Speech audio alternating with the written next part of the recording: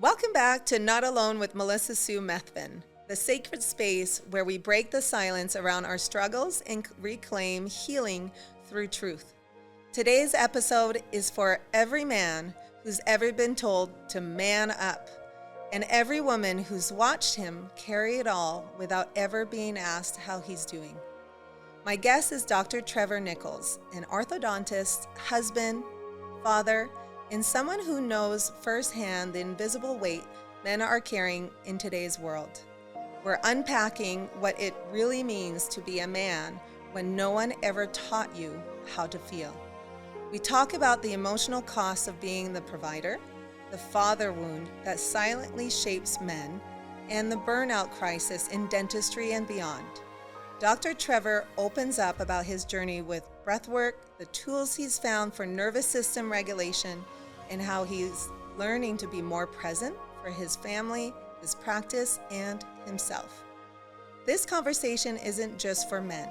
It's for the women who love them, the kids who are watching them, and the cycle breakers ready to raise emotionally whole families. So take a breath and settle in, because today we're diving deep into a conversation that just might be the lifeline someone needs.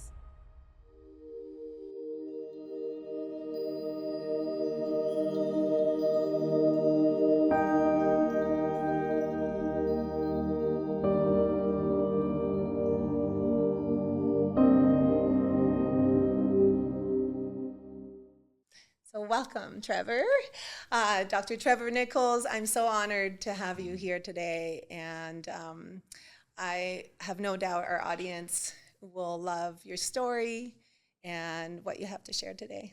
Thank you, Mel. I'm super grateful to be here. I even started feeling a little emotional about your intro. It just what you're doing, it's so impactful, and I feel like it's such a great sacred space that I'll say for myself that I need, and you're bringing light in, and just a breath of, you say take a breath, and I'm thinking I'm taking a breath real quick, but it's going to be an emotional journey, I think, for me today, which is a great thing. But happy to share anything, and just grateful for you and all you're doing, and for all the people that are just there to help us navigate life the best that we can. Yes, thank you. Yeah, I'd love to start. Like, who was Trevor as a young boy? Yeah. Like, who were you, and the process of you wanting to become a dentist, and just start us there. Yeah, so I pretty much born and raised in Arizona. Athlete for sure, so grew up playing sports, really big into competitive soccer young, and then football later, track and field as well. But academics were always really important to me. School always came fairly easy for me because I knew the importance of it. And from a young age, probably like 10 or 11, I knew I wanted to do ortho, actually, super duper young. Part of it through my own experience with a few orthodontists I knew that were just great people. And I felt like it was a great avenue. I love art, and so it was like kind of the perfect combination between art and medicine. And I felt called to do it, really. And I feel that's a blessing, because so many people go through life not really knowing what they should do. And I feel like that's really hard. I have a twin brother named Travis, and he struggled a lot trying to find his purpose in life. And I feel it was a blessing for me to understand and know what I wanted to do early that helped me just like go get it. And I think part of the motivation there was helping people for sure, maximizing my potential, but even more so like fulfilling the calling that I felt like I was meant to accomplish with my life, which really is about serving people to the best of my capability. And that's brought a lot of growth, but it's also brought hardships and struggles. But ultimately, life is such a journey that I'm grateful to be living, grateful to be where I am.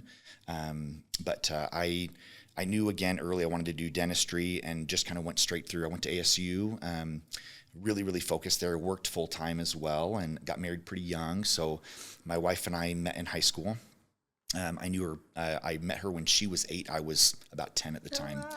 So I was her first kiss, which is a super fun story. But so we got married pretty young, had kids pretty young. So I went through ASU, worked full time, and went to school. Thankfully did well there. I graduated valedictorian from ASU and went to dental school, was class president. We had twins that were about 4 months when I started dental school. So that was a really tough year or two. And then after dental school, did residency in Arizona. I've been working here ever since. And then we opened a practice about a year ago. our own practice, had a partnership previous, which we'll get into, I'm sure. But here we are, and life is crazy and busy and amazing and hard at the same time. Yeah, wow, that's beautiful. I love that you met your wife. She was So fun. so great, and I personally got to meet her, and she is just such a light. And you two together, you can still feel that love. 100%. That love is still there, and that's Best part of my life by far is our relationship, and it's gotten me through probably the toughest of times is having her, I think, by my side, and what she's done, which I'd love to talk about some today, things that she's done to support me that have helped me through some of the struggles of dentistry and business ownership and fatherhood and life. She has been the one, I think, to carry me through 90% of it and help me with the tools I need to get there. Yeah, but that was good that you were willing to receive that. Oh, I need it. And listening. Yeah, that's so good. I'd love to get into that. So talk about, when you first got started, you said you joined along with another practice, and I hear it was quite a large practice, right? Big practice. So I joined a practice, gosh, it's been almost 10 years ago when I came out of residency, very big, very world-renowned practice. The owner of the practice he lectured all over the world, and very, very top line orthodontics, very, very highly cosmetic and very detailed. And that was hard for me at first because I was his first associate he'd ever had. And, the patients there were there for him, not for me, for sure. And that was really hard because I felt like here I am, I'm new out of school. I'm like gung ho. We just did 12 years of school and spent all this money on it. I'm like ready to go help people, and nobody wanted to see me, and that was really hard that first year. Feeling like I needed to be him. And I lost myself a little bit along the way, like just feeling like I needed to be him or need to be a certain person for someone else. And so that was a journey that I'm still recovering from in a way, to be honest. Almost like doubting your own skills, right? For sure. Someone. I could see that because Scott, my husband, being a dentist as well, he had a few associates come in, straight out of school, and I could feel that they felt that, like that confidence wasn't there. Yeah. And I think that's so important for new dentists to hear that, because it's hard. They come in and they feel like they're going to have already, big lineup of patients and people wanted to request them. But I could tell that they felt hurt when the patient's like, no, I only want, Scott. And, you really do have to be so secure almost in knowing that you went to school, you have all the gifts, but it takes time to the reality of in practice, right? To be quicker at those skills, the crowns and fillings and so to almost what would you recommend to new grads that just start working to keep that confidence up, and stop comparing themselves to someone that's been doing it probably for 10 years. Yeah. I think some of that's impossible. I think we're going to compare, and we still compare every day. I think for me, it's identifying when you're comparing and trying to set like flags in your mind to say, okay, I'm going to stop comparing myself and just being your genuine, authentic self. I think that's what connects us to people, is just being open and vulnerable to being and helping them show who you are. Yes. And I think if you truly care and you open yourself up, it will come in time, but it does take time. And I think just knowing it's going to take time, but it will get there, and being patient, yet taking the opportunities that are given to just really pour yourself into people, they'll see that eventually. And it may take a year or 2 years, but eventually there'll be people there that want to see you. And not that it's about you, it's about the feeling, the connection that you have. I mean, life is really about relationships and connection. And the more genuine those are, I think the more fulfilled we are, especially in our career. Dentistry it's a very sacred, like intimate space, right? You're in someone's body, like literally in someone's body, working with millimeters. And it's it can be overwhelming for patients. And so you understand their hesitancy for sure, but also you want opportunities to serve them. And at the beginning, when no one wants to see you, that's hard because you're there ready to serve. And people are like, nope, not me. Maybe the next person. I want to be your guinea pig, right? Which you understand, but at the same time, you want to serve. So that took time to kind of get through. And about a year later, things were great. The practice was just growing and growing. And I started lecturing for other companies, and that brought good things, but also like some imposter syndrome too. It's here I am a couple years into practice and lecturing to doctors who've been practicing for 20 years. And that feeling was weird too, but also at the same time, like I wanted to take those opportunities and be the best that I could. And also I felt that was part of my calling too, is to help teach, and the things that I had learned to dispel those upon other people as much as I could. And so as time went on, the practice got busier. We did really well. And kind of earning partnership was kind of the goal. But as happens sometimes, very, very common in dentistry, right? It's like, the partnership gets pushed, and it's like 1 year turns into 2 years to 3 years to 4 years to 5 years without things happening. And that really destroyed me in some ways, right? Because I felt like I wasn't good enough, I'd been putting everything, literally my whole life, into the practice without feeling like I was earning that partnership. So finally we kind of made things happen. And then the practice was sold to a corporation. And that wasn't the plan, right? So for me, I felt like all of the time and years that I had spent growing this and having it really be mine, this was my life. Like I'd poured into my future, and I felt like everything kind of I felt like I had no future anymore, when that happened. But I also felt like, okay, now it's time for me to go do my own thing.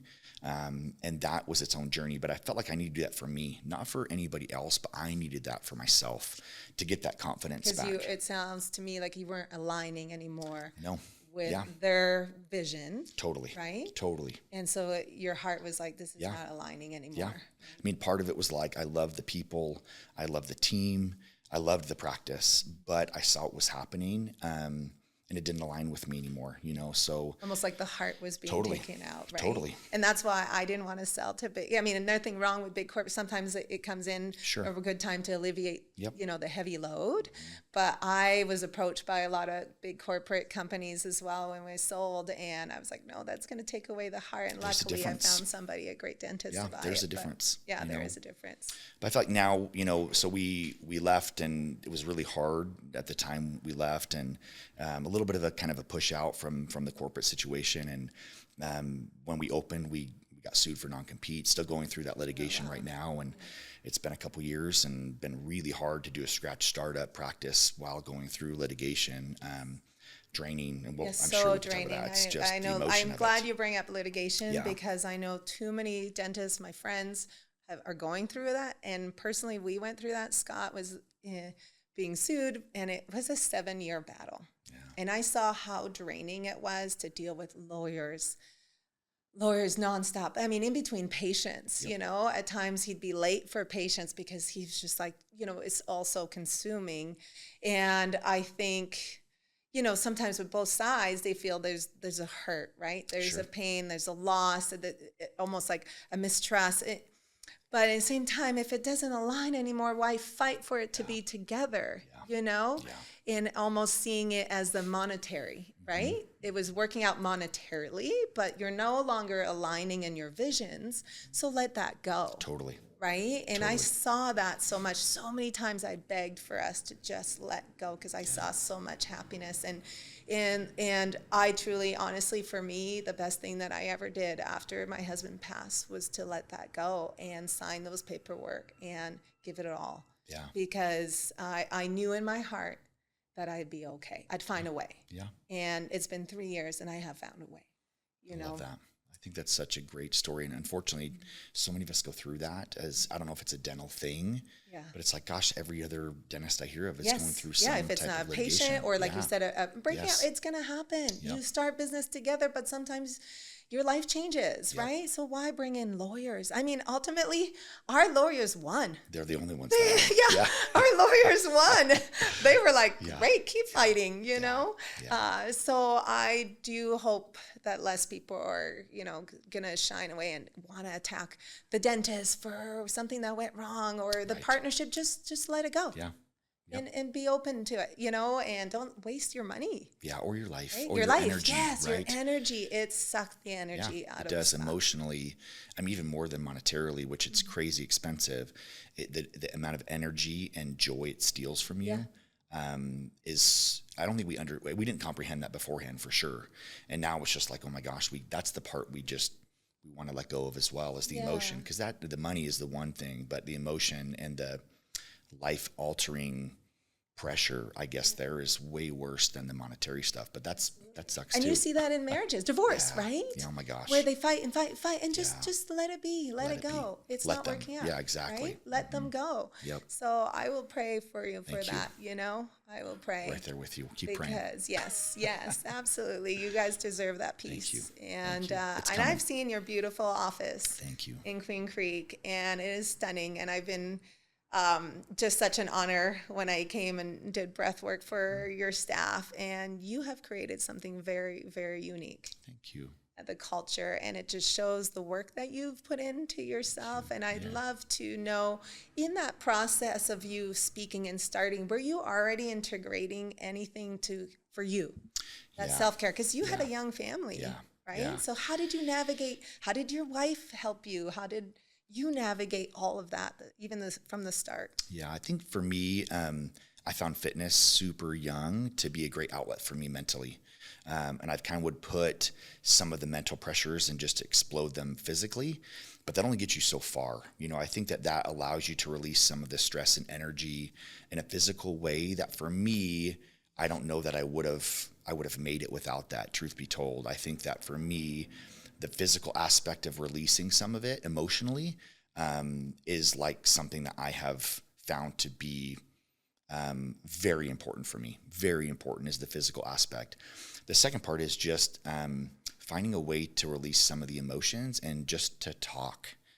For me to talk and sometimes journal, but for me, like talking things out is very healing. So having great relationships in my life, like with my wife and some close friends, because, you know, small business ownership, dentistry, it can be super lonely, you know, and there aren't a lot of people that understand kind of what we go through, I guess. Yeah. And so finding people that do understand and communicating with them has been really, really helpful for me. And then having someone like my wife that is just there to listen, but even more important to cheerlead, you know, because we in our comparison or, you know, in us in dentistry, we have an expectation, I think, on ourselves and from patients that like things have to be perfect. You know, they need to walk in the office and it needs to have this perfect atmosphere and they need to be comfortable when really in some ways your job is to like, you want to help them, but you have to kind of hurt them to help them every time they're in the office. And that's hard, right? Because you mentioned this before that we take on their energy, a lot of it, right? Their bad experiences, their stress, their trauma, and we have to kind of be on for them all day, right? You're taking that on because there's so much fear. I mean, totally. I know working in the office too, people are coming in, they're yelling, they're angry at you, but it's because under that anger, there's so much fear. And even at times when I'd work on kids, I'd have to tell the parents to go sit in the sitting room because they were projecting their fears and the child was, time.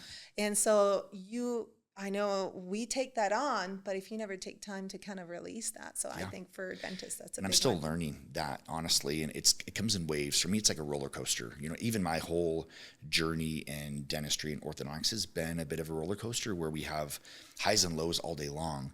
The emotional highs of like delivering a great result and having someone see that and their life change through the process of ortho is like such a fulfilling thing that can't be matched for me in my life.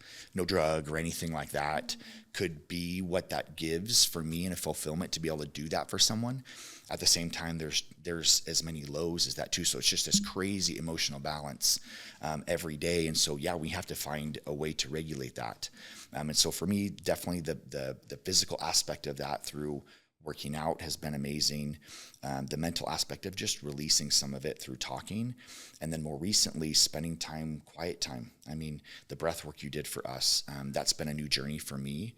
And our life is so busy. And that's the other thing about dentistry and ortho. It's like, you know, we go from having our team meetings in the morning, being on for our team and bringing the energy, and then bringing the energy to every single patient.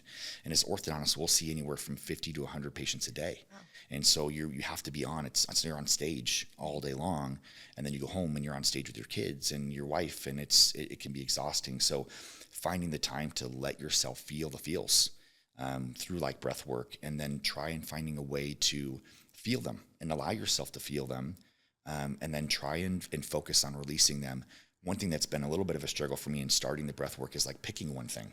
Because sometimes when I sit down and I do the meditation, I have 5 things or 10 things that I feel like I need to release. So it's like I'm going to pick one today and I'm going to release that and I'm going to try the next day. And the more we do that, the better that I feel. But I also feel when I'm not doing that, it culminates. And I feel like, okay, if I just live for the weekend and I'm just ready to do that on Friday, Monday, Tuesday, Wednesday, Thursday are so hard. And by Thursday, I'm like ready to explode. Yeah. And so finding a way to do it every day, I think is so important. And the further that I get with my career, especially now in ownership, the more I'm finding the importance of that, you know, and thankfully my wife is on board where she's like, she wants that for me. She recognizes its importance. And so she'll give me the space to do that. And she encourages it, say, hey, you need like, take your 45 minutes to do your meditation when you get home to help and then reset so that you can then be present for me and the kids. Cause I would find if I just came straight home and tried to do all the things with them that it was really hard. You know, it was really hard for me to keep that energy up. Because you've had a sensory overload. For sure. So that's on me too. When I go to work and then I come home and they all want me, I'm like, I'm almost like, you know, it's a sensory overload. We're tapped out. So I love that you're taking, you said 45 minutes. And still learning. And still learning through that. And every day is different. But I'm finding for me, like my morning routine, right? And then my evening routine, I have to do it every day. I have to. And part of that morning routine is not just working out. I do a little bit of spiritual work for myself in the morning. I do the physical work as well. And then I love to like listen to something like a podcast. But I also find that sometimes that's not good for me. The podcast stuff, sometimes I can't listen to because I'm already at max. Like even in the morning, sometimes where the pressure I already feel, if I listen to a podcast that tells me I need to do something better, I'm just adding more weight to my backpack where I'm like, I can't handle more weight today. So I have to kind of really understand where I'm at and that day, what I need, and then choosing the things I need throughout the day to help regulate those things and then try and just start fresh the next day. But it's a journey. And I know everyone goes through that, right? We all have different hardships, and not that dentistry is unique in some of those ways, but it is unique in a way that more of us struggle and there's a higher suicide rate. And it's like, why is that, right? We have to understand, like, why is that the case? I think it's all these things we've talked about. I think it's the sensory overloads. It's us taking on the patients. It's us having an expectation that we want to be perfect, but what I try and remind myself of every day is, although I want to be perfect, I'm never going to be. And there's a reason they call it our practice. It's our practice, not our perfect. And I say that to myself every day. I'm like, it is my practice, not my perfect. And I'm going to help myself to perfection. I think all of us do too in dentistry and medicine. Like we feel like we have to be perfect all the time, and we just can't. We can't be the perfect doctor, the perfect leader, the perfect business owner, the perfect father, the perfect husband. You can't do it all. You can't do it all the time. And so doing your best is different than doing perfect. And that's hard to understand what's good enough. And I feel like a lot of times we don't feel like it's ever good enough, ever. And I feel that every day, right? It's like, there's still more I want to give, but only so many hours and so much energy you have in the day. So finding a way to be complacent with some of that in a good way where you're not being lazy. But I think the key for me has been, again, chatting with my wife about it. She'll let me know. She'll help me to say, hey, this is where you're doing well. This is where you're not doing well. These are things you need to focus on. The other things you're doing great. But even sometimes just having somebody to be your cheerleader for you when you feel that pressure, it takes so much of the weight off that I feel like is so important, having cheerleaders in our life, because sometimes we're our own worst enemy. We say the worst things to ourselves when we should be our own cheerleader, but sometimes it takes us to find somebody outside to cheerlead us to keep us going. Yeah, that's so beautiful. It sounds like you're becoming more and more like self-aware, right? Yeah. And be like, okay, what do I need today? And it sounds also with your wife, the communication is there, the check-ins, you know? So important. The check-ins and the support on both sides, right? It sounds like you want to be so present for your family. So you recognizing when, okay, you went straight home, you couldn't fully be there the way you wanted to show up for your family. So that 45 minutes after work, to take for yourself. And I've realized that too for myself when I do my morning routine, everything else flows better. And I've actually been telling my kids now, be like, okay, I am asking for a favor. Every time you wake up, do a gratitude prayer or do just something like a meditation, a little prayer, just 2 minutes, say something. And then to yourself, like, and then at night, I want you to release. Forgive yourself, because sometimes they're so hard on themselves. Yeah. And I said at night, because then it impacts if you go to bed and you're like, I know my kids ruminate on what they've done and they feel so bad because they'll be, I'm sorry, Mom, or this and that. And they tell me right before bed, I said, I want you to learn to forgive yourself every night before you go to bed. And then when you wake up, instead of going running to the TV or running to something, say one thing. So I've been trying that this summer to get them out. You know? Yeah. Yeah. And I think it's important because you're showing up for yourself, but look how the ripple effect for your wife, your relationship, how many years you've been together now? 15 years. We've been married 15 years. Married 15 years. Mm-hmm. And then your two beautiful children as well. Look at the ripple effect that, I met you and you feel the unity, you feel the love and that wholeness that we all crave as when we have a family. That's what we want, right? Totally. But a lot of times it starts with working on us, becoming self-aware of these limited beliefs. Yeah. You know, actually I read something in a book, every time I go to sauna, I bring in one of the books and I read, and there's one, it said about beliefs. It said to journal your beliefs and then also journal your limiting beliefs and then start switching those around, start rewriting them and becoming self-aware when those things come up, because those are blockages to get you to that growth. Yeah. Right. And so I really like that. I was like, I need to do that. That's amazing. Yeah, I think I try with the team to talk about the culture, and that's such a huge part. We really have like 3 pillars we try and stand on. One is patient experience, the second is the culture, and the third is the results.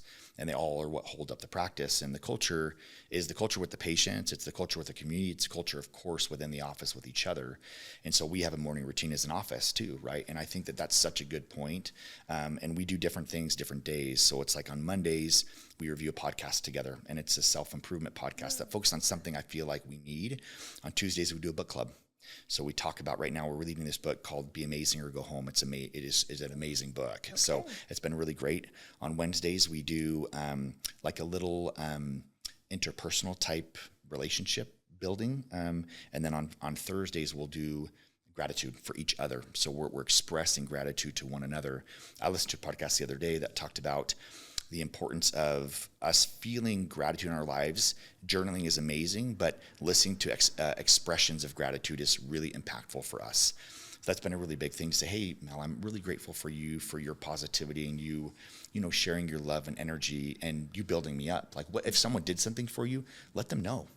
Yes. And that feels almost better for us than it does for them receiving it, and trying to be the person that you feel like you should be or want to be.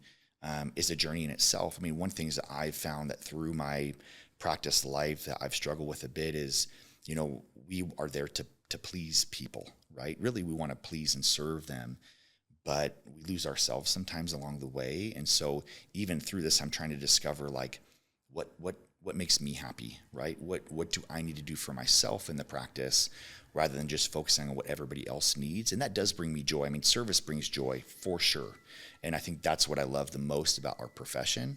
At the same time, it can be very scary because you can lose yourself along the way because you're just all about pleasing others, that you forget that you have to worry about yourself too. And I think that's when things start to spiral. And then you look at yourself a few years later and it's like, it's empty. Yeah, you have nothing else to give, right? And we've all been there. And I deal with that with roller coasters. And then it's, triggers where I'm like, okay, whether it's in speaking with my wife, we have check-ins every night, but really once a week, we'll spend 2 hours checking in with each other. How are you doing? How am I doing? Talking about our struggles, our pain points, and then giving each other advice, in ways that we can help each other to get there. And again, that's been for me probably the most impactful thing in my life is us being bound together in our struggles, even though we don't understand them fully. I'm worried about her, she's worried about me, and for me that works. It works. That's beautiful. You're creating such a great culture, work, home. I am so I can't wait. It's never perfect, again, but I think every day we make strides. And the other balance that's hard is like doing too much versus like doing enough. And that's a hard balance sometimes too, because you just want to be doing more all the time rather than just saying, hey, we're doing well. Yeah, celebrating the wins, like take pausing, right? Like, look, Yep. you've opened up your new progress. and yeah, it's progress. Like, celebrate that, Yep. you know, and take time. And I'd love to dive into, you know, orthodontics, Yeah. because I know with my son, he was a 2-finger sucker. I mean, I was dental hygienist. My husband was a dentist. And I'm like, oh my gosh, I know the battle. I know how hard it is to. Yeah. I tried everything from buying this Etsy thing that covered his 2 fingers Yeah, and it's like the strapped little on. gloves. Yeah. Yeah. The little gloves. And, you know, it was until 3. So, and I would record. Sometimes he'd have almost like sleep apnea, you know, and the airway was definitely something introduced. You know, he was always tired, even though he'd sleep 10 hours, and behavioral, you know, quick-tempered and whatnot. So we tried Healthy Start, like the appliance, for a while, and he wore that for about, gosh, I think a year or so, a year and a half. And so I'd love for you, I know you do a lot of Airway, so I'm always recommending people. I was sending people to you already because I had heard from Dr. DeLuke in Florida about you, and it's hard to find one that is, you know, does Airway for children, and how important that is, because a lot of them are even being misdiagnosed for behavioral issues when it's a breathing issue. So I know I had another podcast with Dr. DeLuke, but I'd love for you to talk a little bit more about it and what you guys do. Yeah, thank you. I think, you know, it's somewhat of a newer topic, I would guess. It's always been there for us, I think, but we're starting to wake up and realize the importance of it and own it in a way. And I take ownership of that. I mean, really anything above the neck, I'm like, that's my zone. And so I look at 3 things really to discover airway and see airway issues. Number 1 is skeletal growth. So growth of jaws, heights, widths, lengths of jaws, which we can do an evaluation with. We typically will take a CT on every patient when they come in. So first is skeletal growth. The second is going to be tissues. So tonsils, adenoids, soft palate, throat, all that stuff we look at. Sinuses, and then the third is like myofunction, so tongue position, tongue posture, all those things. But airways has such an amazing impact on especially kids, but obviously as we get older too, has so many comorbidities like heart disease, right? Number 1 killer. It's like that's so linked to sleep related issues. And it seems like an obvious thing, right? Like we need oxygen, we have to sleep well and breathe well for our brains to grow and develop. But there's just so much gray area, and there's so much that patients don't ever find out or know. You know, pediatricians aren't really trained a lot on airway. So even when a kid is born, if they're not having issues, for example, with like lactation, and there's a tongue issue or a mouth issue, as long as they're eating fine, it's not an issue. You know, it's not something they're really aware to look at. So finding someone, if your kid has any issues with, for sure kids shouldn't snore. You know, snoring is a problem. If they have, you know, night terrors, bedwetting, if they struggle, like they're tired during the day or overactive during the day, scleral show. I mean, there's so many different things and signs that we can look for potential airway issues. But really my advice for anyone would be by age 7, make sure your child is evaluated by an airway orthodontist, because some of the changes that we can make need to be done before certain ages, right? So upper jaw growth and development for the maxilla occurs younger than lower jaw growth and development with the mandible. So early ages, 6 to 10, we're really focused on upper jaw growth and development, and then lower jaw growth and development. So when patients come in from me, I have really 3 different plans for them. As I'm looking at my assessment, we have 10 features we focus on aesthetically, but number 1 is going to be, how are we shaping the face? Because in airway, for sure, we can help shape faces. If patients are breathing well, they're going to grow better. And so we focus a lot on how can we shape the face to be the most aesthetic, the most functional. The second thing, of course, is looking at the teeth in the mouth, right? Is there enough space for a teeth to come in? How do the teeth look? Are they displayed well? And then the third is going to be kind of a combination of the things, but it's going to be tooth size, tooth color, all those things. So we're looking at a plan together, but with young patients, it's a journey, right? We want to partner with them from age 7 all the way until they're dead, right? This is a journey. It's a place where they can go for all of their needs, for anything, you know, airway related for sure, growth related, but even for adults, there's a lot we can do. So there's one where it's like kids, right? And it's like we're trying to get as much done before they're 12 or 13, which can include like upper jaw advancement or expansion, lower jaw advancement or expansion for sure. And then looking at tongue position and posturing through like myofunctional therapy, and sometimes, you know, going to ENT to look at tonsils and adenoids through as an allergy issue. Do they need to be removed? You know, all those things we're looking at when kids are younger to help them grow better. And their ortho journey is a lot easier if they're growing well. but the airway's the key to that for sure. And then in adults, if they've already suffered from bad growth due to airway issues or genetics or environmental factors like digit habits, stuff like that, what can we do to then fix it when they're adults? And there's lots of things that can be done, from jaw surgery, right, if it's really severe, to expansion through mini screws, which we do, lots of different techniques. But the good news is anyone can be helped from it, whether they're, and some kids we see as young as 2. If they're syndromic, if they're special needs, if they have airway issues as young as 2, we'll still work with them. But even all the way until they're 70, there's always things that can be done. But airway is such an important key to having a healthy, happy life, and for kids, for them to grow and develop the way that they need to. So my advice again is, hey, see an airway orthodontist or a dentist or a pediatric dentist by the time your kid is 7 to make sure that's evaluated before growth goes on too far. Yeah. Yeah, I love that you mentioned that. I know we've been on that road, and we used to do Airway at our office as well, so I'm very familiar, and I'm excited that my kids are coming and see you next week, because I do feel, even though we, are pretty on top of it with Mateus especially, we did Healthy Start appliance, I even did Invisalign, but he's still bedwetting. I mean, you wouldn't like me to say that, but I know there's other parents out there and kind of wondering, what is it? I was kind of, we had a mold situation as well, like parasites, and I know that probably correlated too, but now I'm kind of thinking, well, maybe, it is an airway issue still going on. Yep. And there's a lot of things we can do to evaluate that. So with the CBCT, it's one thing that can be a bit more subjective, right? Where we're looking at norms and numbers associated with the airway. We take a 3-dimensional volume of the airway, look at it in 3 dimensions. We make measurements that will help us identify, okay, at 12 years old, what should it be? At 10 years old, what should it be? And then, of course, the symptoms. Symptoms are the most important. If there's symptoms, something needs to be done, right, before waiting too long. The great part about, too, with ortho, the risk is so low. There's really no risk. We're not doing surgeries. We're putting an appliance in. A little bit of discomfort for a month or 2 is the worst that they get, but the benefit is a lifelong benefit of great growth and great health. Yeah, that's so good. Yeah, he's been doing like speech therapy, and actually, as a dental hygienist, I wanted to take the certification for myofunctional therapy as well, just because I feel like there's so many, adults are, and the way that gets changed the shape, from people that were a mouth breather, like the narrow, and all of a sudden their nose, the long face, it changes them completely. So.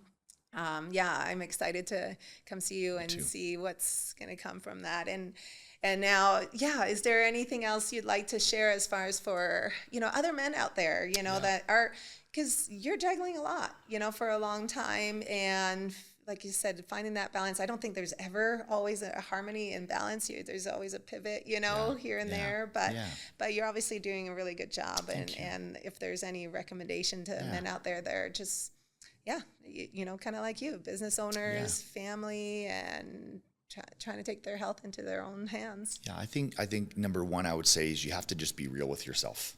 Be real with where you are with yourself. Do an inventory.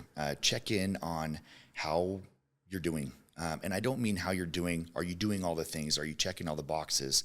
What I mean is how are you doing? How are you feeling about your life, your energy, your passion? Is it going up or down?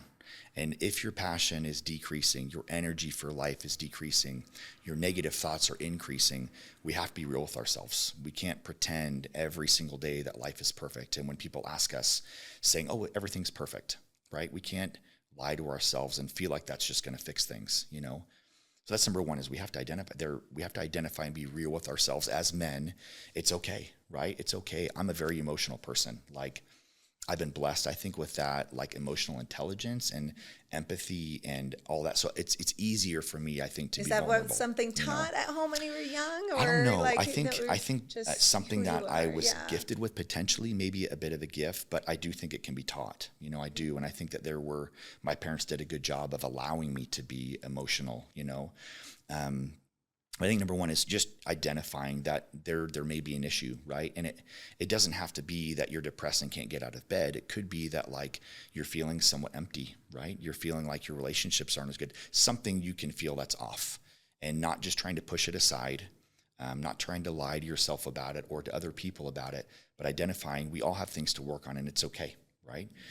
So that's number one. The second is, after you've identified there's an issue, finding somebody that you can talk to about it, to get ideas, someone that really cares for you. I mean, whether that be therapy or whether it be a relationship, Finding a way for sure to express really what you're feeling will help you, at least for me, and I think it will help everybody, identify the areas that they're struggling, right? Especially from an emotional perspective, and the imposter syndromes, or trying to do the best in all the areas. There's so much pressure of that. And then the third thing I would say is then, yeah, you have to do something about it, right? We have to do something about it.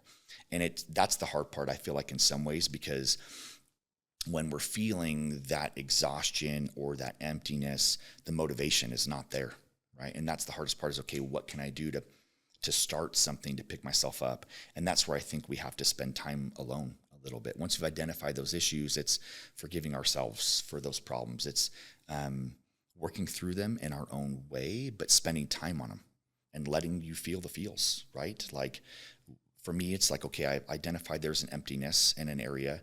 I've spoke with my wife about it, and she understands, so I can help express that and help me understand what it is. And then it's spending time to forgive myself for it, and to just be real with myself. And then I think the final step from that is, when you find a way to take action, it's being consistent with it. Whether that's finding a morning routine, and it's experimenting with things. Just because it works for us doesn't mean it's going to work for other people. I mean, the working out thing works for me. I enjoy it. If it's something that's going to add another thing to your plate and it's going to make you feel more guilty, like, find something different. Find something fun, right? We need fun in our lives too. And I think that's part of what drags us down, is like part of what I think can pick us up, is allowing ourselves to like be creative and be kids again, you know, and like just have fun. It's okay to have fun. We don't have to be like the perfect serious people all the time. Like, go have fun. And I think for me, even in my job, that's been a big key, where I'm like, okay, it's so stressful, but I'm going to focus on just having fun today. And it makes my day so much better. You know, so those are the four things that I would say. But it's a roller coaster, and I think that we have to be willing to be open. And I just invite for men, it's not a weakness, it's a strength. You know, being vulnerable, and really at the end of the day, it's what's best. It's what's best for us. It's what's best for our kids. It's what's best for our relationships. You know, we can't hide behind that curtain forever, because at some point, it's going to break us. It's going to break us. So we have to find ways to be open and vulnerable in our lives, every day, with strangers, with people we know and love. And I think the more that we do that and we make it like a norm, I think the better off our kids will be, because it will be something that's normal. Yeah, that's beautiful. That was powerful. Oh, thank you. Yeah. That was powerful. I can feel that. And, you know, I'm so excited for, you know, my son to see more men doing this, you know, and it's important for them to see healthy men and what they're doing. And so, and I know you're showing that to your two boys, and that's going to be powerful, and that ripple effect again. So I'm deeply honored. It was beautiful, everything that you shared. And I absolutely loved it. So that was such a powerful conversation with Dr. Trevor Nichols, and a reminder that strength isn't in the silence. It's in showing up fully human. If this episode spoke to you, share it with a man you love. It might be the permission slip he didn't even know he was waiting for. We're breaking generational patterns here together, and the more we talk about things, the more we heal them. As always, thank you for being here, for listening, for healing, for choosing to walk this path of truth and tenderness with me. You are not alone. I'm Melissa Sue Methvin, and I'll see you next time. Well, thank you so much. And now, actually, I would love for everyone to, how can they find you, actually? Yeah, thank you. Yeah, so Instagram at Dr. Trevor Nichols, website's nicholsortho.com. I'm an open book, so anything I can do to help and share, whether it be orthodontics or anything we've talked about, I love this stuff. I love this stuff because it's changed my life in so many ways, and it is continuing to change my life and making me a happier person, a better man, a better father, husband, provider, all that, and identifying how I can be the healthiest mentally helps me give the best of myself in an authentic way every day. And that's what I want for myself. It's what I want for my kids. It's what we all want. Yes, absolutely. Well, thank you. Thank you for having me, Mel. Appreciate you. Thank you.